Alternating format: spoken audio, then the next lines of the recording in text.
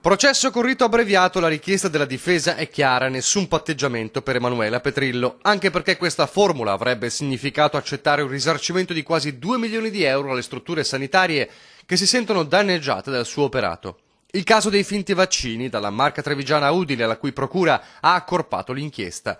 Forse ho fatto le iniezioni in modo sbagliato, magari per distrazione, può essere successo che in alcuni casi l'ago non sia andato in profondità raggiungendo il muscolo. Potrebbe essere per questa ragione che alcuni pazienti non hanno assorbito il vaccino, non saprei darmi un'altra spiegazione.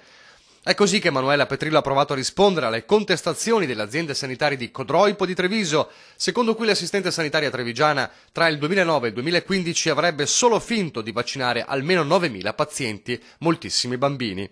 Il suo legale, l'avvocato Paolo Salandin, ha annunciato che chiederà il giudizio abbreviato, che in caso di condanna prevede uno sconto di pena fino a un terzo.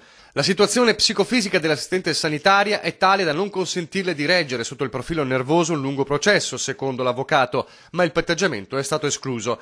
E sul capo dell'infermiera pende anche la volontà dell'ULSS 2 di Treviso di sospenderla dal lavoro e di licenziarla il prima possibile, se ve ne sarà la possibilità. Un altro fronte di lotta per la giovane finita nell'occhio del ciclone.